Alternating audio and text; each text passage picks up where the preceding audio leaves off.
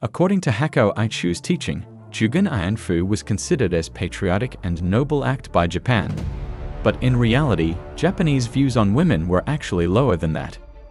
The term jugun ianfu itself means comfort women who joined the military. Jugun ianfu was recommended by Dr. Eiso Tetsuo after seeing the number of Japanese soldiers who suffered from venereal diseases due to raping Chinese citizens. Seeing this incident, the Emperor of Japan at the time decided to create an ianjo, or home for jugun ianfu, which was tasked with satisfying the sexual desires of Japanese soldiers. At first, the women who joined the jugun ianfu were from China, Japan, and Korea, but when Japan invaded Southeast Asia, women from the Philippines, Vietnam, and Indonesia were also victims of the cruelty of the jugun ianfu system.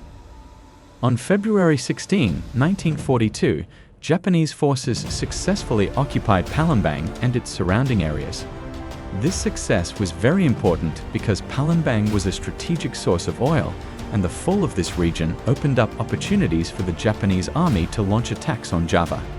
Not satisfied with just taking control of Palembang, the Japanese also targeted cities in eastern Indonesia such as Ambon, Morotai, Manado, Kendari, and Makassar. Japan's occupation not only expanded their territory, but also brought Indonesia into a new chapter of history, where the impact was felt more horribly in various aspects of Indonesian life. Initially, the Japanese occupation of Indonesia was welcomed by the people because it succeeded in expelling the Dutch colonizers. However, as time went by, the Japanese began to make many changes to the lives of the Indonesian people. One of the first things they did was to instill the teachings of Hako Aichu, which was also aimed at women. Through this teaching, women were given the understanding that they had a role to play in the fight against Western Orientalism, but without realizing it, the role they were given was done by using their bodies. The jugun ianfu policy was ordered to the Japanese military officials, which must be implemented by all Japanese army personnel. The jugun ianfu policy was made to achieve a goal, which was to maintain the physical and mental health of Japanese soldiers in war. To support the campaign of fascism in Asia, Japan exploited women as jugun ianfu. Indonesian women were promised study abroad or promising jobs. The women who became jugun ianfu were mostly poorly educated, uneducated, and illiterate. Apart from being ignorant, they were also trapped in economic difficulties. This ignorance and poverty made them believe in a promising job offer that did not require special skills. Jugun ianfu recruitment was carried out by the Japanese by cooperating with the regent, head of village, and tonarigumi, or equal to neighborhood head. The Japanese military took advantage of social relations between residents and local officials, as well as relations between families, between friends, and between neighbors. This exploitation of interpersonal relationships facilitated Japan's access to women in various villages and cities. In the process of recruiting jugun ianfu, the Japanese Empire in Tokyo had actually made rules prohibiting the recruitment of women to become jugun ianfu by force. This rule was intended to create an impression that these Indonesian women were voluntarily serving the Japanese military. But in reality, there were many violations and recruitment methods that were unethical and humane. This recruitment was done secretly through verbal communication to groups who had access to women.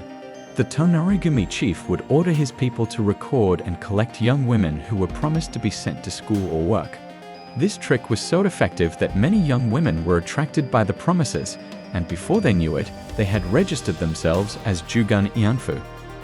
After being trapped into joining the jugun ianfu, they would live in ianjos scattered in cities that became Japanese military bases, such as Jakarta, Bandung, Semarang, Surabaya, and even the island of Kalimantan. While in ianjo, jugun ianfu women were raped. They were tortured, causing physical disability and psychological disorders due to sexual slavery.